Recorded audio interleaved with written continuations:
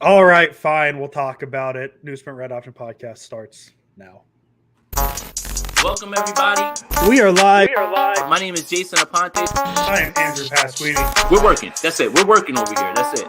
Let's go Niners. Let's go Niners. Sprint Ride Option Podcast. We are live. It's a new episode of the Sprint Ride Option Podcast. I am Andrew Pasquini, joined as always by the beautiful, beautiful Jason Aponte. Jason Aponte, how are you doing specifically just on Tuesday, January 31st? Not like the last 48 hours or nothing. Mm-hmm. How are you just doing right this second? I'm all right. At this point, it is what it is. Kind of ready to put this to bed. Didn't really have too many strong opinions, and people really got upset about the fact that I wasn't angry, which goes to show you that there is no real way to win. No. I was calm and I was calculating, and everyone was like, well, he's hurt. But if I was screaming and everything, they would say, oh, he's hurt. So there's no real way. There's no real way to win at this point. So it is what it is. So, ready to put it to bed. And then we get to – I'm waiting for the Senior Bowl tape to go up so I can start evaluating the third round, fourth round guys that the 49ers will be looking at. I thought Brandon Ayuk's said the Giants were trading like a first for him or something. Sorry, I'm not going to dive into the offseason stuff, I promise. Jason, we might as well. at some point, right? No, listen, man. You're 100% correct, because even if we did this yesterday, whatever it may be, this isn't going to be a traditional game breakdown. We're not going to go – I don't want to go position by position, because a lot of it is just going to come back to – the 49ers did not have a quarterback who could physically throw a football in the second half. The only thing in my brain that doesn't click back to that is the penalties.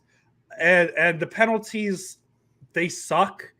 But, even to an extent, what do the penalties matter if for the whole second half the 49ers didn't have a quarterback who could throw the ball? So this isn't really going to be a by-the-books review. What happened. The Niners lose the Philadelphia Eagles in the NFC Championship game. It's a bummer, and maybe this is my first – I might throw out some hot takes today. Who knows? We'll find out. Maybe my first hot take of the day is I would rather be a 49er fan right now than a Bengals fan. There's something – I understand the idea of the Niners never having a chance, and that's why it's kind of a bummer. But in my mind, I honestly disengaged mentally from that game at halftime. Maybe after Josh Johnson fumbled the ball, I mentally disengaged from the game. I would rather be able to do that in the second quarter than the Bengals situation, where we could fully be talking about the referees costing the 49ers a game if the Niners had quarterbacks, things like that. So that's kind of where I'm at. I think if we did this on Sunday right after the podcast, or right after the game, we'd have the same demeanor we have right now. If we did it yesterday, we'd have the same demeanor we have right now. It sucks that it had to end that way, because this is one of my personal all-time favorite football teams 49er teams that I've ever watched. Just something about this team. And it sucks that it ended like that, but at least I mentioned on Friday, this is going to be a game where we know who the better team is between the two, barring a referee thing. And then something happened that I don't think anybody could have predicted happened. And here we are, the Niners out of the playoffs. So that's kind of my quick 2 cents regarding just kind of the whole vibe of the game. And we'll get into specifics here in a minute. But that's where I'm at. Yeah, and that's the thing is my emotion after the game was all gone, because when you don't have a quarterback, that you can't play football. When you don't have someone who can throw the football, the game's over. And it doesn't matter. The defense held up so well for so long in this game too. I was so proud of them for a while. That people just seem to forget, because the score ended up a certain way, that it was 7-7 with under 2 minutes left. There's a score. Then there's Josh Johnson forgets how to play football. And then there's another score, and that's it. It's 21-7. And that's how quickly it happened. So, look, I said something that, again, when I say things and I'm yelling, everybody's like, oh, Jason's hurt. But when I'm here calm, collected, giving congratulations to the Eagles for moving on, all of those things, it's, oh, my God, I can't believe you're not mad. Listen to me. I'm at peace with it. I am not telling you how to feel about it. You can be as mad as you want. I don't care. I am not mad. I am at peace with it because when your quarterback cannot play, you cannot win games. This is not the 1920s in which the forward pass had not been invented. This is not how you can win games. The Eagles are too good. You can't get away with Christian McCaffrey lining up at the Wildcat and trying to throw the ball down the field. So it takes the emotion out of the game because the game is over. Your offense cannot run. Your offense cannot sustain anything. So when I say I'm at peace, it's because there were things that were done. That's it. In my opinion, the Eagles did everything correctly that they should have. They won the game. They deserve to be in the game. And also, to 49ers fans telling Eagles fans how to feel about this win, I would pose this to you. If the 49ers injured Jalen Hurts and Gardner Minshew and they had their punter playing quarterback and the 49ers rolled 31-7 and they went, would you be saying to Eagles fans, man, I'm not really feeling this Super Bowl run or anything like that? God, they won. It happened this way. It's frustrating. It's frustrating to watch guys who are on their last legs, their last end of their careers go out like this. But it is. And there are things to talk about because people are still talking about things that I feel like are not important, especially when the quarterback goes out. So it's just, to me, it's a lot of, you need to be mad. Why? The game ends when you don't have a quarterback. It ends. That's it. Yeah, and I absolutely agree. It stops, and maybe what the Niners should do. How each team could submit the rule changes. I think the Niners should just submit like banning the forward pass again. Maybe just a third quarterback. Yeah, or you can have a like an emergency third quarterback, which the NFL did have and they implemented. But again, that's not typical to lose two quarterbacks in the same game. It just is. And my thing is, it's like there was a lot of time. Listen, I'm not here to talk about narratives on the social media because there was a lot of bad ones on Sunday. You need to talk about it. The one I want to touch on. Well, there's two I want to touch on first. The idea of how the Niners don't have a better fourth quarterback than Josh Johnson. The point that I'm just going to end it with is literally pick any free agent name out there. We probably have the same conversation. How do the Niners not have a better fourth string quarterback than blank? And then the other one was Christian McCaffrey. Why isn't Christian McCaffrey throwing the ball? Jason, did you know Juwan Jennings out of high school was a 4-star quarterback? Why isn't he throwing the ball? There's a lot of reasons why that narrative doesn't work because the Niners offense would have been the same. I don't care who you could have put me back there. Pasquini at 3. Let's run it back. I would have been handing the ball off every play. And so listen, man, like I know, especially on social media, everybody wants an answer, some sort of answer. Mm-hmm. Sometimes the answer is there is none and you're just fucked. And that's where the Niners were on Sunday. I just the way I've been telling, because I was watching it with a few friends, a couple of them don't watch football. They were just there for support. And they're like, well, what does this mean? And I'm like, well, okay, so you have your first quarterback. Usually you want your first quarterback playing for you. If you get to your second quarterback, it's a salvageable situation, but maybe you have one of the better backups in the league. Hey, the Niners had Jimmy Garoppolo. That's not that bad. Usually by the time you get to the third string, you're fucked. Sorry, I'm saying fucked a lot, and I apologize. Hey, it's fine. But the Niners were lucky enough to have a third string quarterback do enough to get them to that situation. I kept referencing the Dolphins, the Commanders. They got down to their third string at some point. Where are those teams right now? Mm-hmm. And usually the conversation's not around to say the fourth string quarterback, but when you're talking about a fourth string quarterback, like no disrespect to Josh Johnson, 13 teams, he's a legend, but like the fact that I could say the Niners played a guy at quarterback in the NFC Championship game who used to play for the Sacramento Mountain Lions. What are you supposed to say at that point? And so that's why I don't want this to be a normal review where we preview all the positions, because like offensive line sucked. Well, what are they supposed to do when the Eagles can stack the box? Because the Niners physically, like, it's not even like they're not choosing to throw the ball. Mm-hmm. The Niners physically could not throw the football for the second half. That's why the offensive line sucked, because the Eagles just sat on the run. So, and I see this comment, Gamma. Thank you very much. We'll get to it in a second. I'm just kind of ranting at this point. You're good. So that's kind of my thought. It's very hard to win a football game that is not placed after 1940 without a quarterback. And that's just where the conversation should end. I think the narrative should die. I don't care about what people think about Kyle Shanahan. I don't care what people think about Trey Lance. I don't care about this, that. The Niners weren't going to win a game where they had to play the four-string quarterback. Plain and simple, full stop, period, done.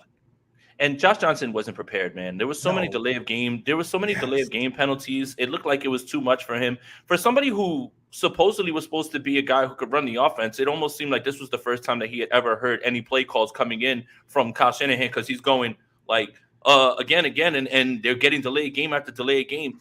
You know, when you notice how this game escalated towards the end and there were a lot of penalties out of just straight up aggression and frustration, it was just this chance was taken away from them when Brock Purdy got injured. Yeah. And then Josh Johnson gets in there and kind of puts a little uneasiness into the Philadelphia crowd when Christian McCaffrey puts everybody in the book bag and scores a touchdown, right? Like it's 7-7. It's 7-7, and it's 7-7 for almost a whole half. And then in 2 minutes, a touchdown happens, which is fine. The Eagles were driving. And then Josh Johnson fumbles the football, and then another touchdown happens, and it's game over. And it's turned the lights out. It is turned the lights out at that point. There's so many things in terms of how this game was playing out. There was not much that can be done. That's why, like, it almost started to feel like after Christian McCaffrey scored, like, okay, they might have a puncher's chance if the defense was hooping early in this game, hooping in this game. Mm-hmm. You know, but when you keep being put out on the field, against a good offense, you keep having drives extended with penalties and stupid things happening like that. The defense was hooping early when they were getting off the field, 3 and outs, not allowing first downs. But then when your back is against the wall right there, it's harder and harder to stop a team that is as dynamic as the Eagles. So that's when the game gets away from you. There was a little moment in there after McCaffrey scores where you're just like, oh my God, there's a chance that maybe they can, you know, put another drive together, like sustain a drive, at least get a field goal, put some points on the board. But then that gets completely erased when you see Josh Johnson's head hit the ground. And, you know, credit to Brock Purdy, man. He tried as best he could, man. Obviously, you know, I'm not going to say it, whatever, but there was just anybody questioning his toughness. Like, come on, man. Like, what are we doing here at this point? And my thing is the fumble. That's the play. I think out of all of them, that's the play that ran back in my mind. And I had to rewatch it because I couldn't remember what the Niners timeout situation was in that situation. They had all 3 timeouts left. And I know we're going to get on Josh Johnson for dropping that snap, but like, that's the dumb stuff that happens. Patrick Mahomes had a very big play, like not a drop snap, but a throw slipping out of his hands. It happens.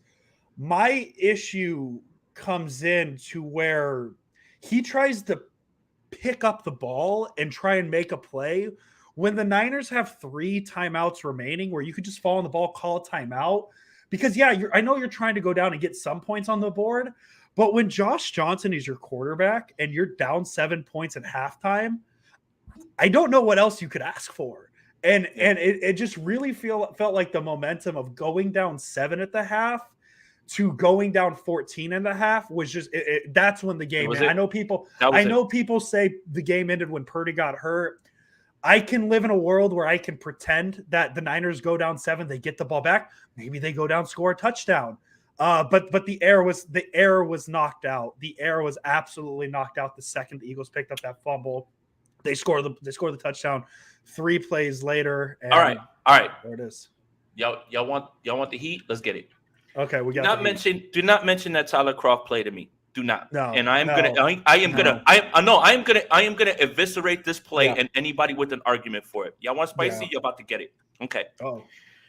This play has been run for 3 years with Kyle Shanahan. 3 years. This is the first time that it has gotten a person hurt. Okay. 99 out of 100 times, if the block is missed by Tyler Kroft, it ends in a sack or just an incompletion. Mm-hmm. It happened to end up with an injury that has only happened to one other quarterback. Yeah. So a fucking freak injury happens on a play in which a tight end whiffs on something that has been run from day one with Kyle Shanahan, and now that's what you're grasping to at this point to try to put this on Kyle Shanahan's back. It was fine when it closed out a game in 2020 against the Rams, right? When Ross Dwelly pancaked Aaron Donald, right? You didn't have a problem with it then, but now, because now I know you don't watch the games. Now I know that you have no idea what's going on. Now I know that you are just grasping at something because you're angry. Now, all of a sudden, that is the reason. Please, I understand 49ers fans. You're angry. I understand you're grasping at things. It's harder to say that you lost this game, because this happened or that happened, and it's easier to blame the refs or this play. Please, I implore you. The simplest answer is the most logical answer. It is literally what has been used in cracking murder cases and everything. There's not an elaborate scheme from the NFL to keep the 49ers out. There was nothing that the refs did. None of that. I don't want to hear this shit anymore with this play. If you don't know that play has been run 300 times and it's worked 299 times, and now the one time that it didn't work, it resulted in a freak injury, and it happened in the biggest game, unfortunately, I'm done talking with you, and I need you to watch the games. And like, even too, man, like, not even just the tight end. I don't think people are making as big of a deal if George Kittle misses that block. But because it's Tyler Kroft, the name that not a lot of people, I'm not going to say no, but it's not the brand name. It's a mistake. And Jason, you're absolutely right. Like, it's one thing if Hassan Reddick just runs through and absolutely blows up Brock Purdy. That's one thing. How many times have we seen a 49ers quarterback, as they're throwing, get the ball knocked out of their hand like that? And now take that number, and how many times have we seen it result in a torn UCL? It's an injury that happens to baseball players. Yes. It's an injury that happens to baseball players. It happened to a quarterback, and now this is so crazy to me, man. How it's just like, oh my God, man, what were you doing? They've done it over and over and over, and they've done it with Aaron Donald, with players better than Hassan Reddick. You gotta let it go, man. It is a freak injury. And the last thing I'm going to say, just to help you guys to ease yourself, I want you guys to, this is what I want you to do, and this is what gave me a lot of zen. Whatever you thought were the odds of the San Francisco 49ers winning this game with Brock Purdy, 100%, 70%, whatever it is, right? Josh Johnson comes in the game. You slash that number by 75%. Yeah. Now, when you slash that number again because Josh Johnson has to leave, it goes down to 0. And so did Kyle Shanahan get Josh Johnson hurt? So did he get him hurt too? So Kyle Shanahan deliberately did this with only Brock Purdy. He didn't get Josh Johnson hurt though. Josh Johnson just got hurt in a football play. Y'all just got to start to figure out logical arguments. Yeah, and that's it, man. And like I haven't gone back to watch the game, but I mean, I'm sure it's a non-zero number of how many plays the Eagles had a tight end on Nick Bosa. It's such a common practice, man, that the tight ends are on the line, that there are good. Like, I just, it comes down to just not watching. And if people want to complain about it, it happens every game. This isn't even just a Niner specific thing. It's not on every play. So like, what's the difference going to be if it's not a tight end and it's a block scheme where the running back picks up the guy? That happens all the time too. Why is a running back on an edge?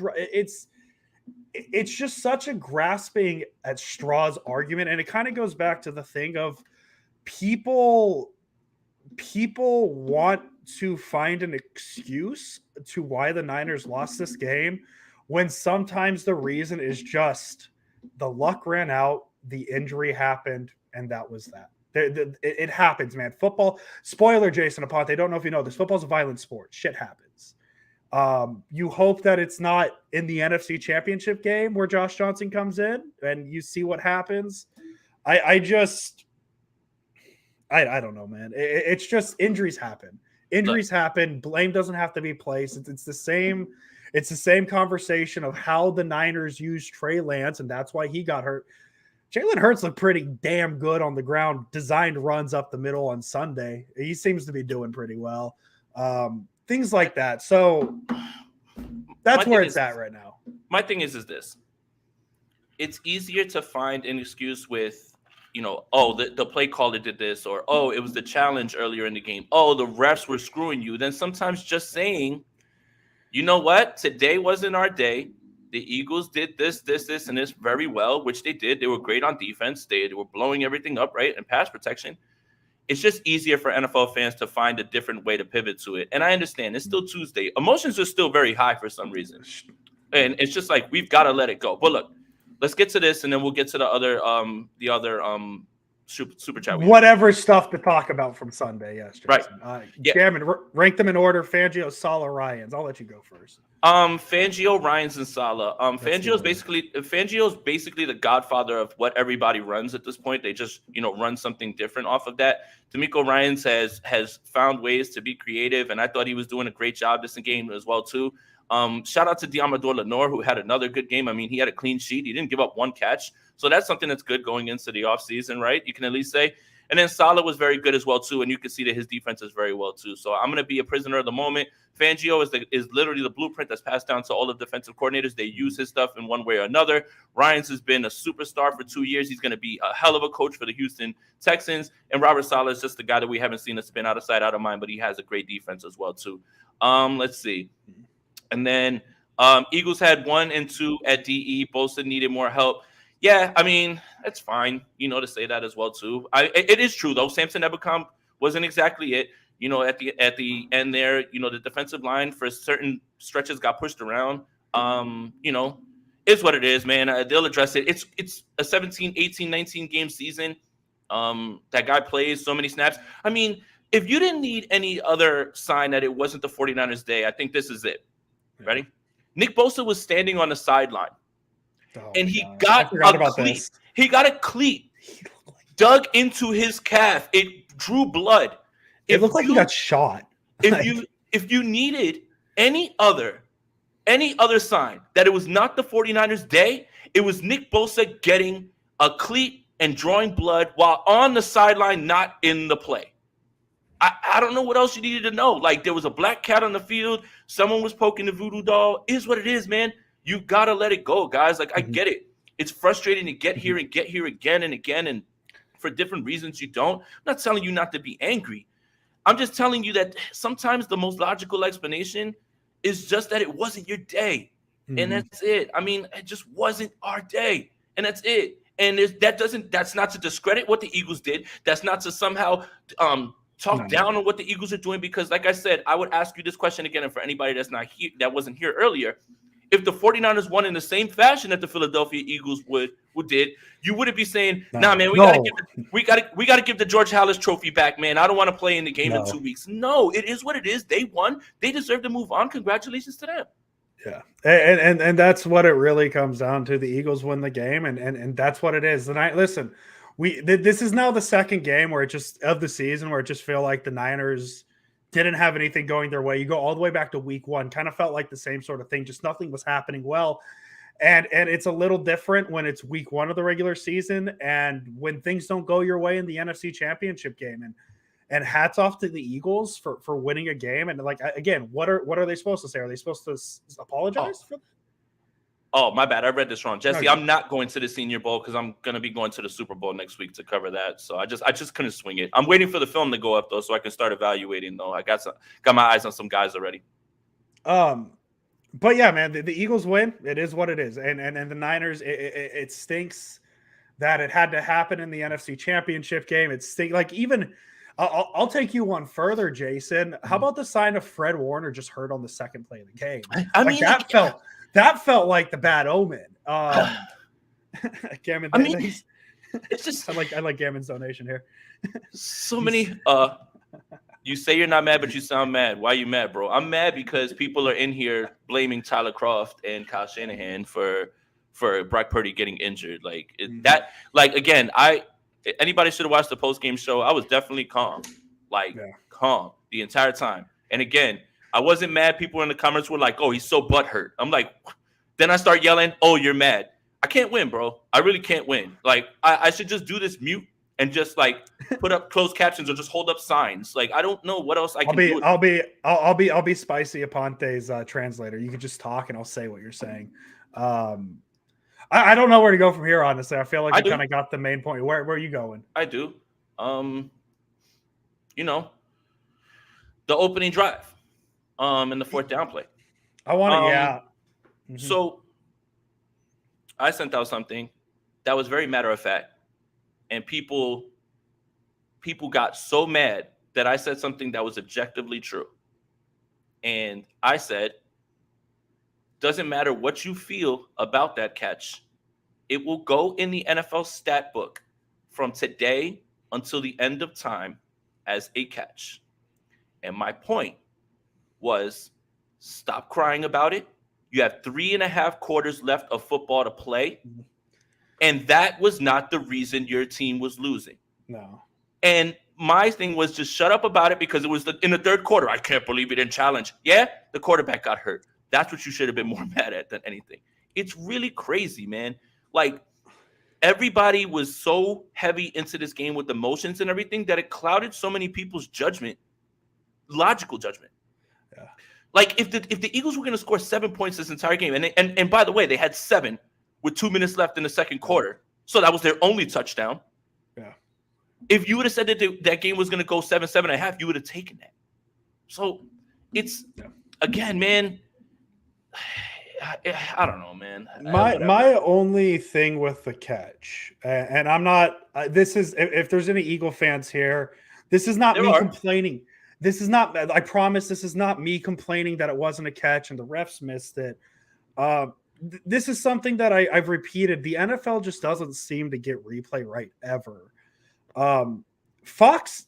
So the Eagles score the touchdown. Fox came back from commercial with the angle of the play, right? Of that we see the drop, and they say we didn't see this angle until the commercial break.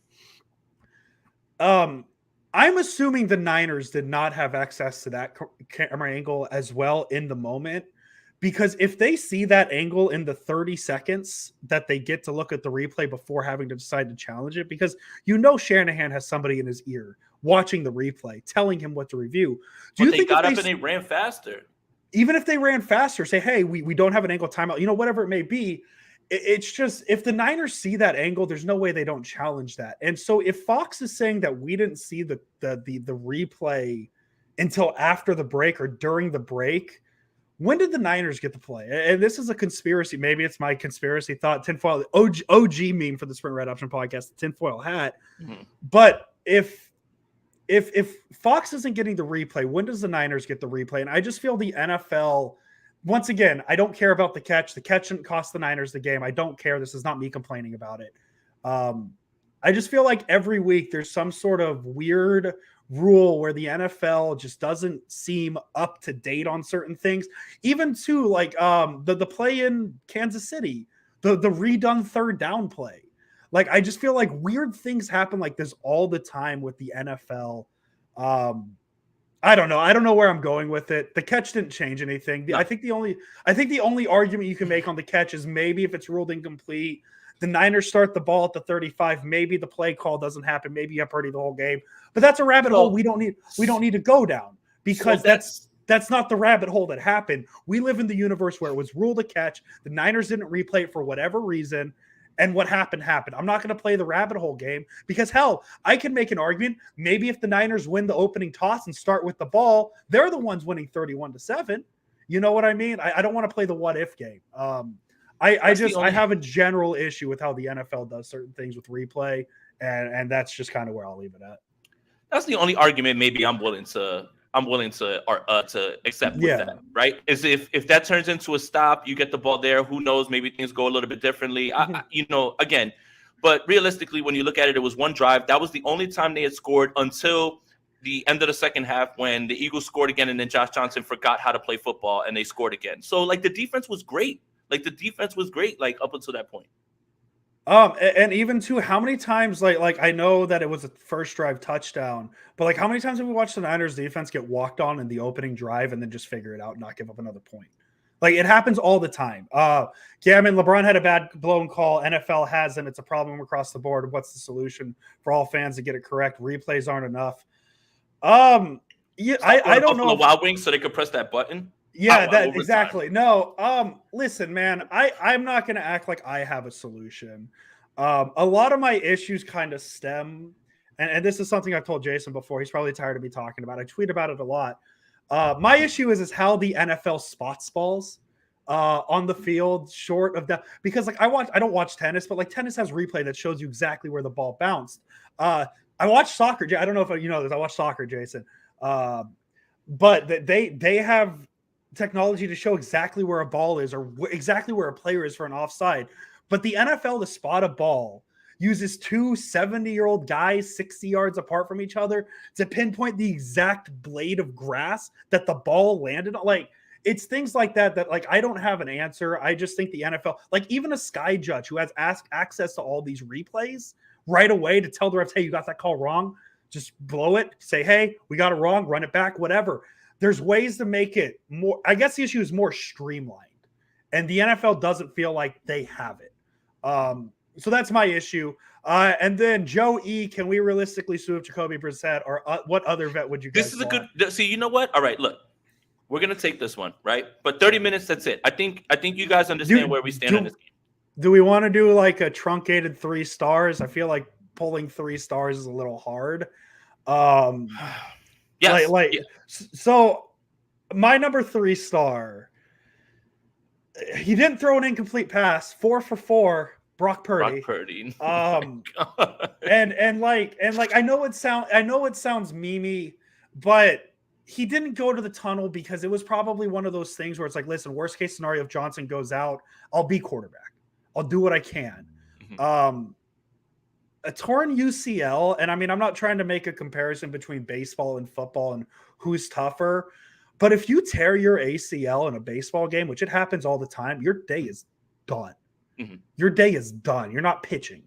And I know his 2 passes were screen passes, but for him to go back out there, I think he deserves all the credit in the world. I'll continue the meme of like, hey, man, if you told me NFC Championship game, Brock Purdy wasn't throwing an incomplete pass, I'll take it. I'll gladly take it. But, I mean, just him going back out there and finishing that game and even attempting to throw the ball, I'll throw it out there. 3rd star, Brock Purdy.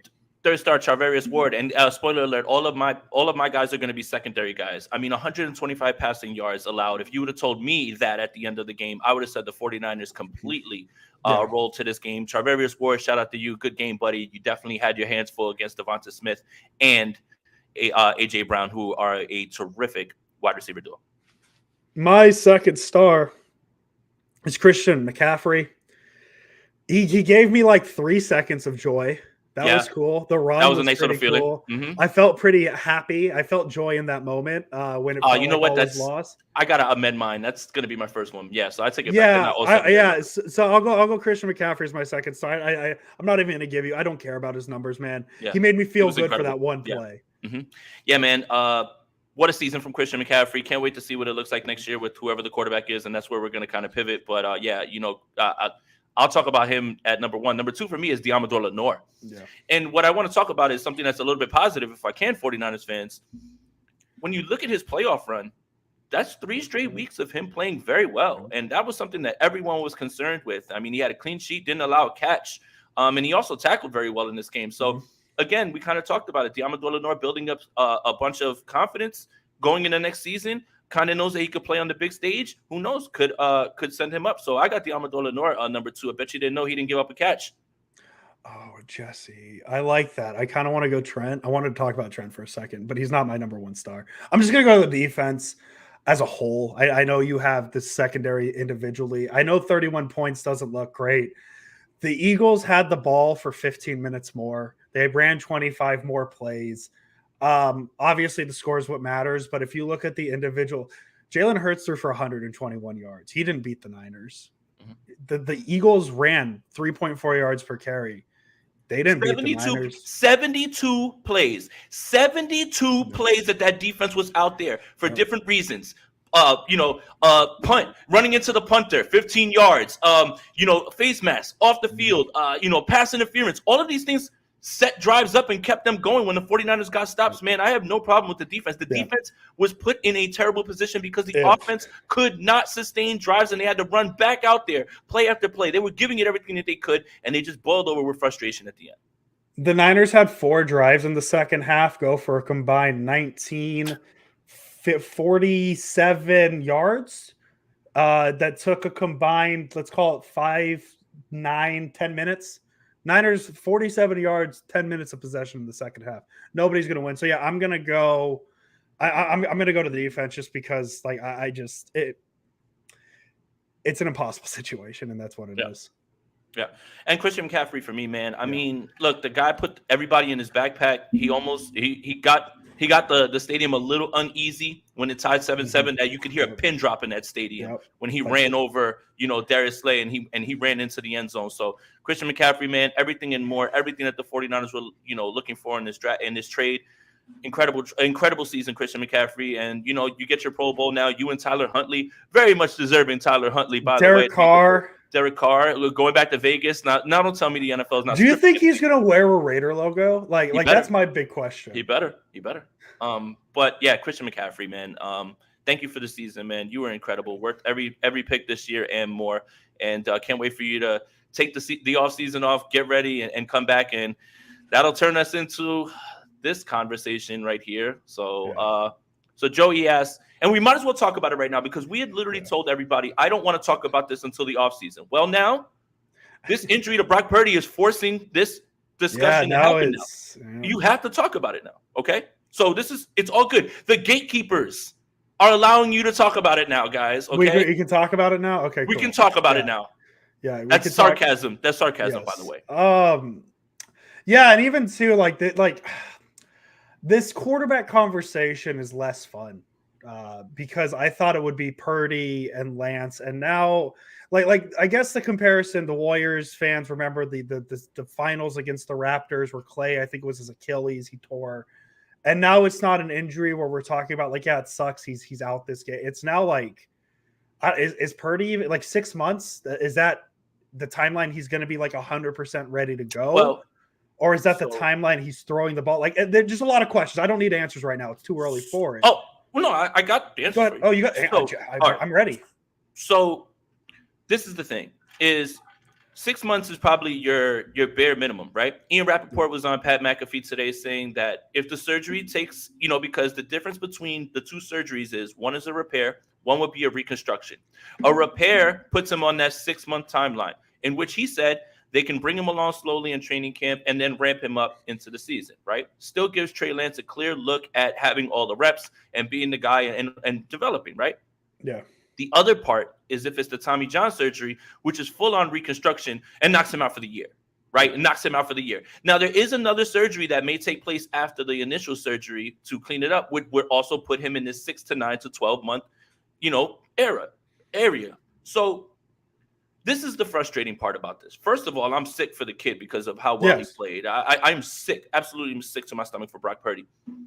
But now, last offseason, this offseason, literally the same exact conversation. Can Trey develop? What do we have in Trey? Because Trey's going to get a good look at it, and he's going to be 100% for training camp. I love that.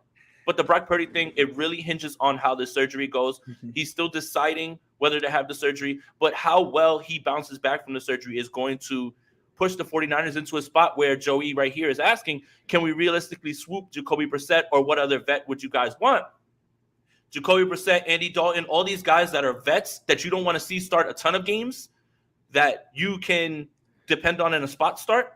That's kind of where you're going to be. And then, of course, the elephant in the room, the GOAT elephant in the room. And I'll talk about that one. And I'll pass it to Andrew, is, I'm not saying that I think they're going after Tom Brady. I'm not saying I want Tom Brady. But it would be foolish to not think that the 49ers are at least going to explore that option, especially depending on what happens with Purdy. And one last thing, Andrew, before I pass this to you. Yes. I am not going to make any predictions this offseason. No. None. No. You know why? I'm tired of the 49ers doing whatever the fuck they want and not doing anything that's conventional wisdom. So I will not make any predictions. Do not ask me who I think will be starting. I am going to say I don't know. I'm going to go to training camp, watch with my own eyes, and I'll make a decision from there. But trying to figure out what the 49ers are doing with their quarterback or roster, it's just going to make you look foolish at this point. Yeah, because we could predict Jimmy Garoppolo is going to sign somewhere, and then the joke will be on us. He'll be the starting quarterback for the Niners. Starting quarterback, brought right back. So yeah, I'll talk about the elephant in the room because I'll left hand up it. That's who I want. That's who I want the 49ers starting quarterback to be in 2023. And it has nothing to do with my opinions. I still think Trey Lance can be good in the NFL. I still think Brock Purdy can be good. At some point, we need to consider Super Bowl windows aren't unlimited. And That was legitimately on accident. I didn't plan for that one.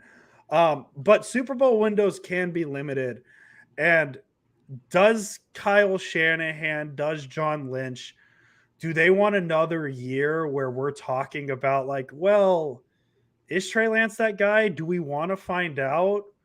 I think that this is a team that needs to make a move to say, no, we know what we're going to be in 2023. And whether or not it's Brady. The other name I really want is Rodgers, but that one feels like it's going to be impossible with Green Bay and all this stuff. Green Bay would light Lambeau Field on fire before they traded him to the San Francisco 49ers. So say bye-bye to that Aaron Rodgers thing. Say bye. Yeah, I would love Rodgers. I don't think that's realistic. I just want a guy entering the season where I don't feel like there's question marks, and not a bad thing, because like obviously like Trey Lance, I know a lot of people are sold on him, but let's be honest, he's a question mark. Same with Purdy. If you wanted to say Purdy's a question mark.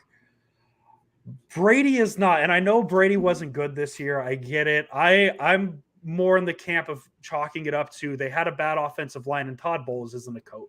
Come on, man. Todd Bowles was his head coach. It's a little different than Arians. And I know he had Byron Leftwich. Leftwich obviously wasn't that good this year. I like to think that a 46-year-old, because once again, Jason, what do we talk about with the 49ers offense? They don't yes, getting a top-end quarterback who can do all the things in the world would make it easier. Absolutely. I thought he was doing a Farhan joke about Purdy's arm.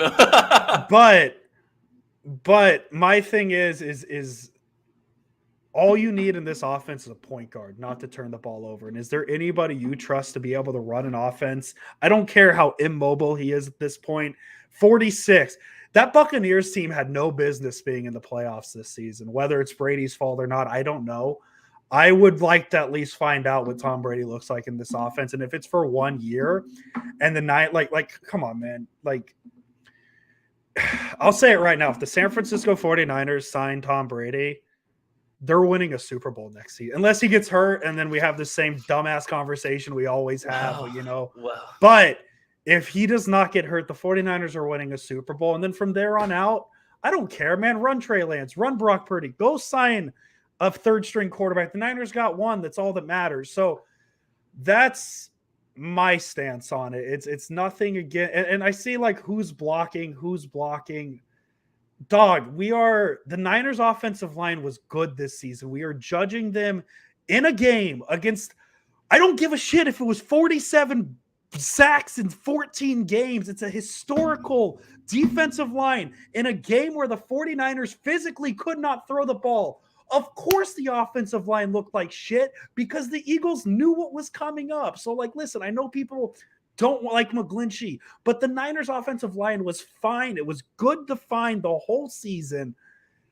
Stop saying that the Niners offensive line was bad, because if you want to see what a bad offensive line, go watch the Tampa Bay Buccaneers all season and tell me how good that offensive line was.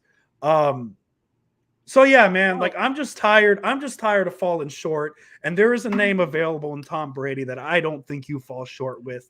I like the young quarterbacks the Niners have, but at some point you just got to say, man, this Super Bowl window is open right now. We're going to blow it open with Tom Brady.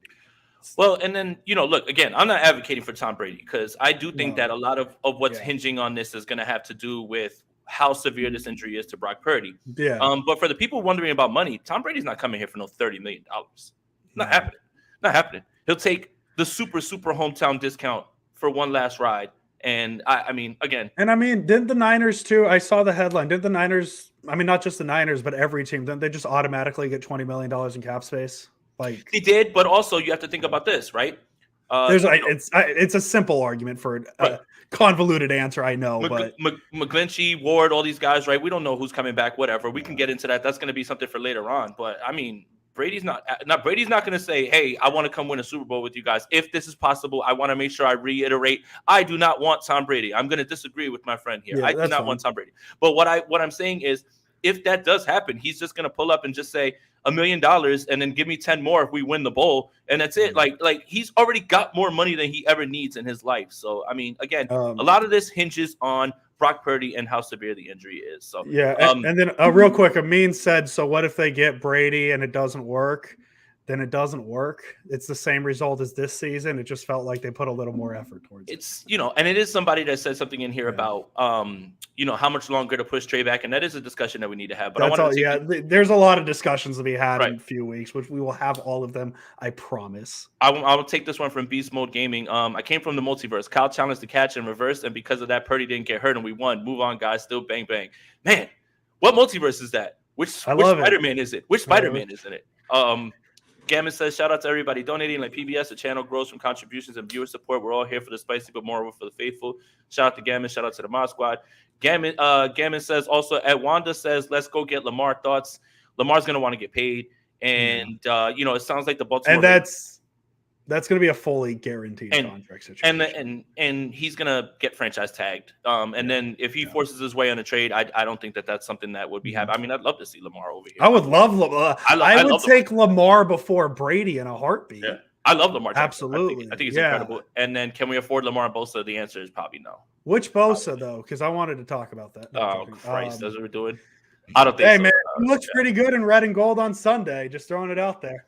Mario, love the show. I'll be here all off season. Appreciate you. And I do think that Bernie Sanders, logo is pretty funny, man. So, hey, look, this is what this off season is going to be, right? And we thought it was going to be this for different reasons. Like it was going to be Brock and it was going to be Trey. But this Brock injury really throws them back into chaos. And here we are again. We're going into year 4 or year 3 with Trey Lance, right? This is year 3 with Trey Lance. God, I can't even remember. It feels like that's how long. Yeah. So this is year 3 of a 5-year rookie deal with Trey Lance. Optimism should be there. I think the Trey Lance will be fine. I think the Trey Lance is going to be great, matter of fact. No, yeah. Hold on. Oh, God, sorry. I apologize. I apologize. Shut up. You're good. You're good? I think that optimism should be there, clearly, because we know the tools, we know the ceiling, but we still don't know.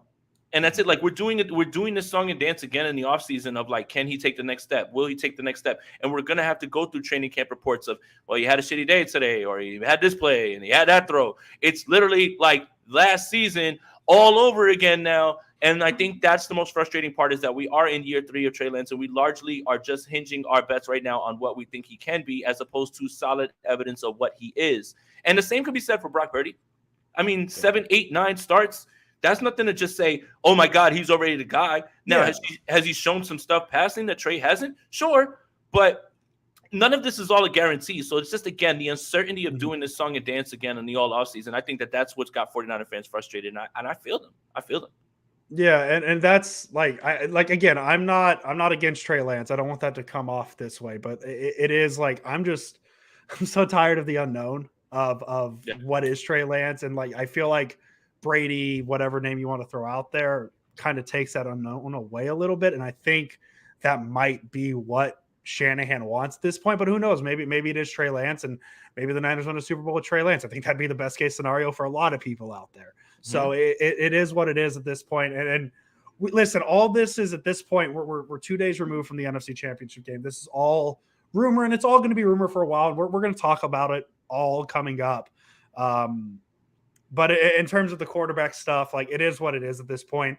I think Sunday was the worst case scenario of having a season-ending, potentially a season-ending injury to Purdy, because now the conversation changes a little bit, and that's the issue.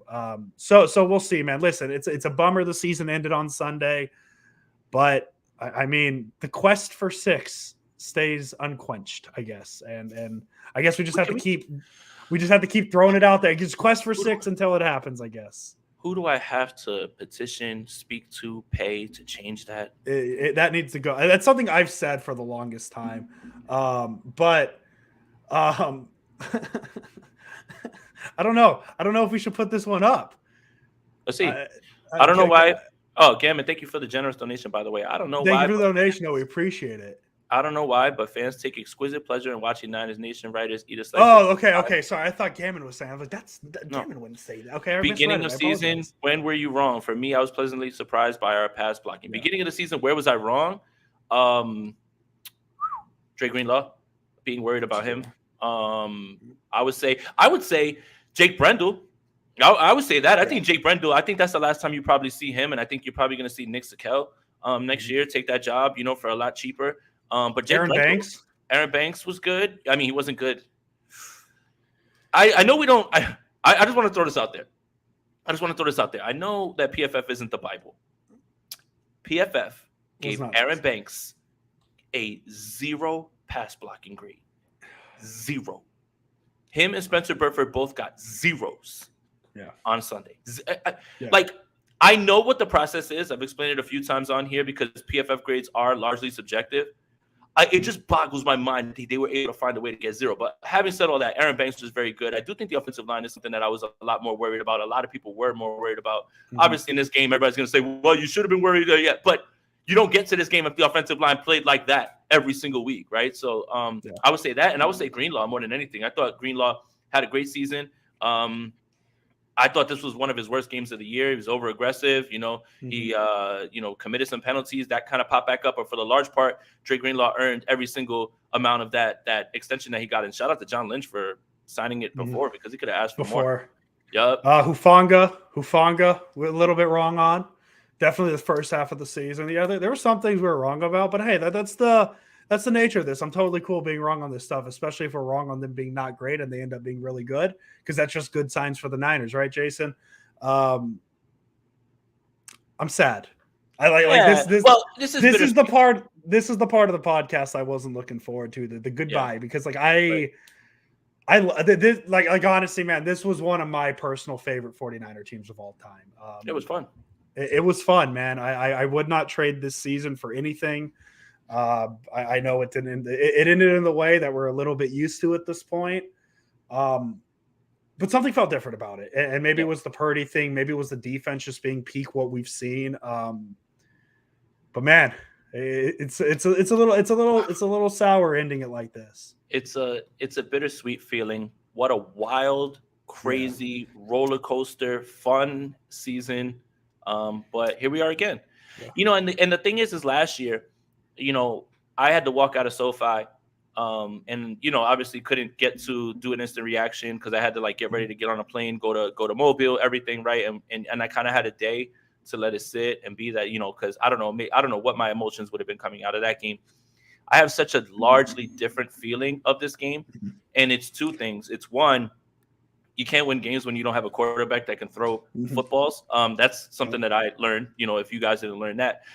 But I do think that the NFL world was robbed of a much better game, and a game that would have been just as good all the way down the stretch, like the Chiefs and the Bengals, because of how evenly matched both teams were. It's just a shame that it had to happen that way. One more time before we go. It's a very bittersweet ending, but you always got to stay classy in defeat. And I told you guys, I'm a Dr. Smoke. I'm here. Congratulations to the Philadelphia Eagles. Shout out. You were the better team on Sunday. You deserve to be playing. You deserve to be playing in Glendale. Good for you guys. And I'm gonna watch the football game that's at the Rihanna concert in 2 weeks. I can't wait. Hell yeah! I'm very excited for it. Ken Lawler, McGlinchey, pick one to keep, and what? Why? McGlinchey. I don't think people realize how much worse it can get than McGlinchey. Oh yeah, not even close. That's just kind of where I'll leave it at. Yeah. That's kind of what it is. Listen, I know we don't like McGlinchey, but if it's not the Niners, somebody's going to pay him. I promise you could do a lot worse than Mike McGlinchey. I know we don't like him. But I mean, sorry, when I say we, I mean Twitter. I still like him. I recognize the value in what he is. So yeah, McGlinchey. Ward coming back. That's the one that I don't think so. I don't think so. Go ahead. Yeah, no, you got it. I'm sorry, I shouldn't cut you. No, you're gonna say what I was gonna do. We're a little off. I think they're seeing how sad we are by this game right now. Yeah, we're off, man. We're off on our game today. I think he's not, and I think that's something he's kind of teased most of the season, and I think that's probably where you were going. That and his comments after the game, which had people upset. I mean, I don't know why. I mean, Jimmy Ward had nothing to do with, what happened with the quarterback at that point. He literally mentioned the fact that he was like, oh, that was incomplete. He was like, oh, so I did really good in this game. He did. And that's it. That's a matter of fact. Do you want him to say, oh, well, I didn't have a good game or whatever? He did. And that's it. So it did feel like that was the end of the time for Jimmy Ward. Shout out to Jimmy Ward, one of my favorite players, man. But I don't think he's coming back. And then this is the big question for you. Oh yeah, what do we do about Gold? I mean, didn't he have an Instagram post today that kind of said run it back? Yeah, hell yeah, dude. Our kicker's yelling unfinished business. What the hell are we doing, Jason? I'm embarrassed. We've gone 55 minutes without talking about the true story on Sunday. How dare Jimmy Garoppolo smile? How dare him? No, I'm being very sarcastic. I do not care about it. I do want to say this, though, about Jimmy Ward, about all these other things. You're upset about the game. Yeah. You're upset your team lost. You have every right to be. Yep. Stop thinking about things that have nothing to do with the game. Jimmy Garoppolo smiling has nothing to do with the game, man. Nothing to do with the game. Like, if you want to be upset about anything, be upset at Kyle Shanahan for putting Croft to block. I'm telling you that's way more important than talking about Jimmy Garoppolo smiling or what Jimmy Ward said after the game. You want to be upset about that challenge. You want to be upset that Josh Johnson forgot how to play football and didn't recover that fumble. Like, those are things that really had an actual an actual portion of the game, like was like part of the outcome. Just being mad at Jimmy Garoppolo for being on the sideline only like further proves the point that there's so many people that have built their identity about just hating Jimmy Garoppolo and even when he's doing nothing. Yeah.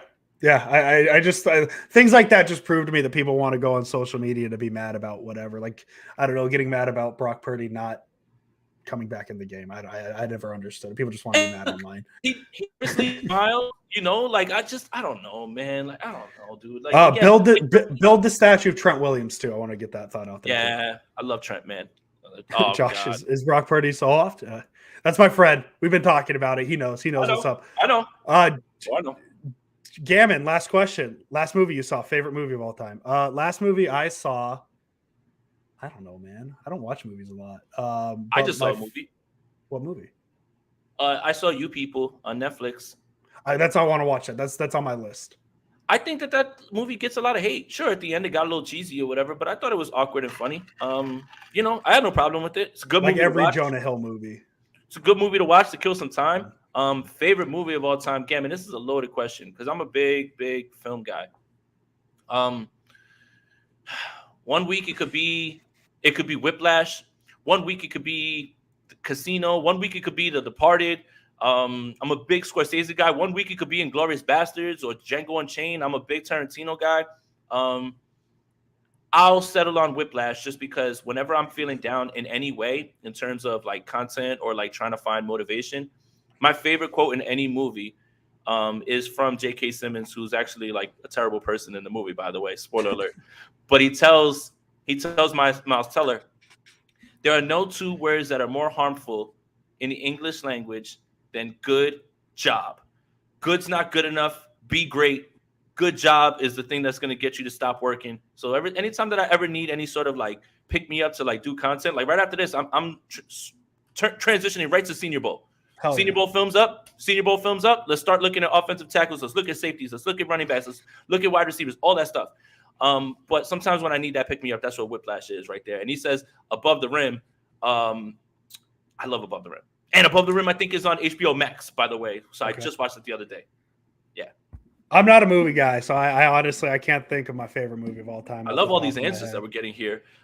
Casino, The Barbarian. Are we just pivoting to a movie podcast? Is that just what we're going to do this offseason? Gotta do something. I mean, or we can just start trying to find out, did the refs give this game up, all that stuff? Or like whatever it is. Yeah, the reason we lost Shanny Shave. Yeah. Hey, no, the beard. I'm happy. No, that's it. I'm pivoting. I'm completely blaming Shanahan. That's it. It's all Shanahan's fault. I'm happy nobody's remembered to blame me for my hat breaking on last Monday. Why would you bring that up? I know. I don't know. I'll be the lightning rod. Jason, I don't want to end it because I know it means the season's over officially. You hang up. No, you hang up. You hang up. Can I say a sentence that might get the people going a little bit? Go for it. Stroppy Toppy soon. Oh, the awards! Oh, it's up. The third. I might need to put the start putting together a ballot to get voted on. We got the Stroppies coming up. We might take a week break here. I don't know how long. We might be taking a little bit of a break here. Won't be too long. It's just 2 podcasts every week for the past 5 months. It gets a little tiring. We need to recharge our batteries. We promise we'll be back very soon. It might be a little bit of a break, but. And you know what's the funniest is like Trent Williams looked like exhausted, and that's what he was talking about today. Yeah. That's got to be. And I know I don't play football, but my God. So this show was supposed to happen yesterday. And I told Andrew, let's do it, and I texted him at 7:00 and I said, nah. I am completely cooked in terms of like talking about this team, and it's only going to get worse. I need this little week of the Senior Bowl before I head to Glendale for the Super Bowl to cover that and ask Jalen Hurts why he had to do that to my team and why Miles Sanders did that dance, all those things. But I needed a break, man, and I don't even play football. I can't. It's exhausting, man. Dude, it really is. I didn't realize how tiring this was until I had COVID like earlier this month, and I like Jason could tell. I don't know if the people could tell, but like I was out of breath 15 minutes into every podcast for about 2 weeks there. And that's when I realized how tiring this actually is. And like, I'm not trying to make it sound like sitting here talking about the 49ers is tiring. It's definitely a little draining, but yeah, we're going to take, I don't know, like a week or two. One more. Shout out to all you guys that show up to all our shows. Yeah, shout out to all you guys that ingested all the content this entire year. We're nothing without you. My channel's nothing without you. The listens are nothing without you guys. Truly grateful that there's people out there that enjoy what we do, whatever that is, whether it's me yelling and getting red in the face or it's Andrew, telling me to calm down and shut up and be reasonable and stuff. But without you guys, this isn't as fun. Without you guys, we're nothing, man. We have the same amount of names in here almost every single week, every single show. I know that we're talking about being tired, but this was a fun fucking season. Yes. I really don't care, man. It was fun, and a lot of the fun happened with you guys because we were going through all of the emotions, the 12-game winning streak, everything. I mean, look, I know it didn't end the right way, but you know what, man? We eliminated the fucking Seattle Seahawks and the Dallas Cowboys. So you know what? In the same playoff back-to-back weeks, man. Like, all right, man. Like, I know that it doesn't end in the Super Bowl. There's no participation trophies, whatever. You won't stand for that. But I got to say, that's pretty cool, man. That is pretty cool to send both of those idiot teams home. So we had a lot of fun, man. And none of this is possible without you guys, man. Really appreciate you, man. Really appreciate all you guys showing up all the time. JKBG just casually dropping. What am I going to do with all my Purdy pregnancy tests now? Just shout out JK. I love JKBG. I love all of you. Yes. Yeah, and listen, Jason hit it on the head, man. None of this is possible without you guys. You guys have been here. A lot of you have been here since day one.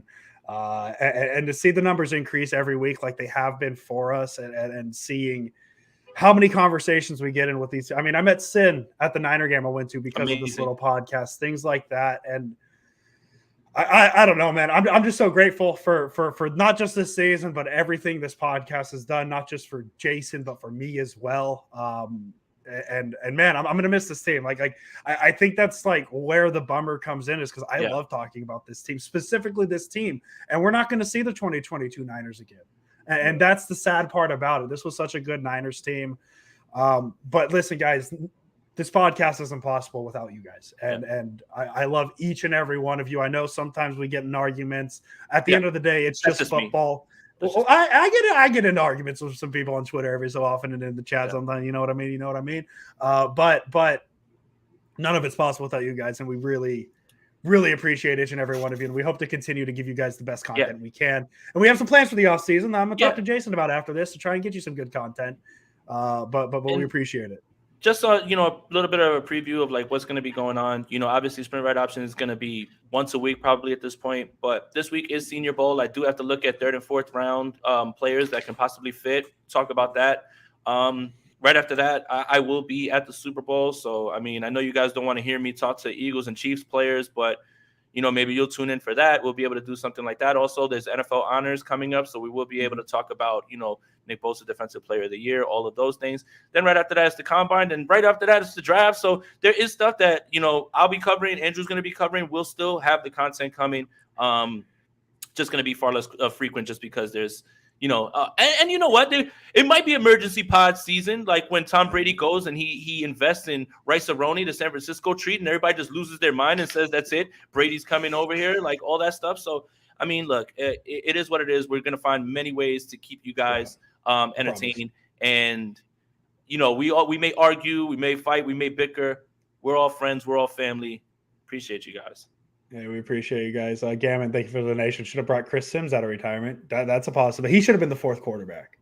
Yeah, that should have been it. Oh, How many times in NFL history has a coach? I was going to make this joke, forgetting Rex Ryan, but how many times has a coach had a tattoo of their quarterback on?